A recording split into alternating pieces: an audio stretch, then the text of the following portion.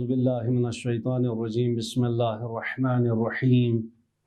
الحمد للہ الذی جعل الحمد مفتاحا لذکرہ وسببا للمزید من فضلہ ودلیلا علی آلائہ وعظمتہ۔ آج روز شہادت امیر المؤمنین مولا متقیان علی علیہ السلام ہے، اور آپ تمام عزیزوں کی خدمت میں تسلیت عرض کرتا ہوں۔ امیر المؤمنین علیہ السلام جب ضربت ابن ملجم مرادی لعین سے زخمی ہوئے تو امام حسن علیہ السلام کے لیے وصیت کرتے ہوئے فرماتے ہیں، اور امام علیہ السلام کا یہ وصیت فقط امام حسن اور حسین کے لیے نہیں ہے، بلکہ اس وصیت کے جملوں سے ہمیں پتہ چلتا ہے کہ یہ امام علیہ السلام کی وصیت اپنے فرزندوں کے لیے اور تمام مومنین کے لیے۔ 40 ہجری کو یہ المناک واقعہ کوفہ میں رونما ہوا۔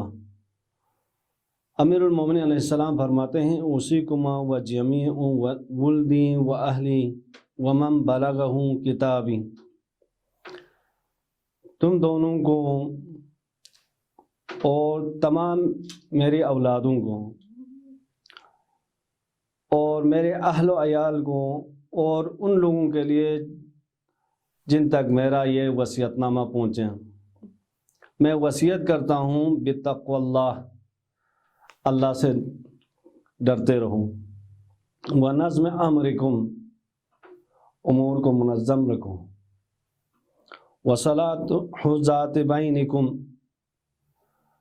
آپس کے ناچاقیوں کو صلاح اور مشورے سے سلجھانا۔ فإنی سمعت جدکما، کیونکہ میں نے آپ کے جد بزرگوار سے سنا ہے، صلاح ذات البین افضل من عامت الصلاۃ والصیام، مومنین کے درمیان میں صلح کرانا افضل ہے نماز روزوں سے۔ اب عزیزان،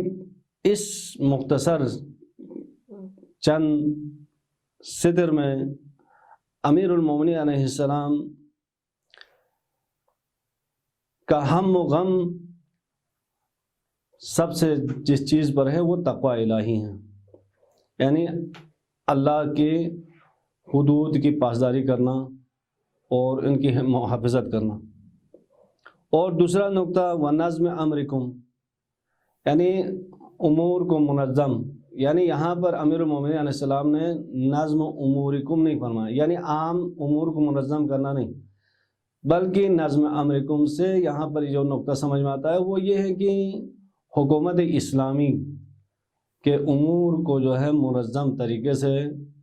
اور حکومت اسلامی کے ساتھ دینا اور اس کے استحکام کے لیے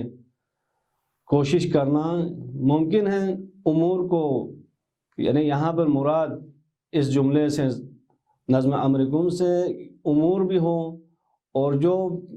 یعنی نقطہ ہے وہ یعنی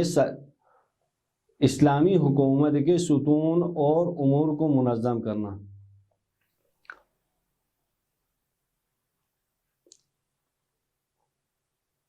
بس امیر المومنین علیہ السلام کے اس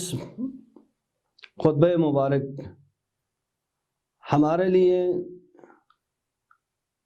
ہماری زندگی کو یہ مشعل راہ ہونا چاہیے۔ اور امیر المومنین علیہ السلام کے وصایا فقط اس زمانے کے لوگوں کے ساتھ مخصوص نہیں ہیں، فقط امام حسن و حسین کے لیے نہیں ہیں، بلکہ جب تک قیامت آئے اس وقت تک جتنے بھی مومنین آئیں گے سب کے لیے یہ مشعل راہ ہونا چاہیے۔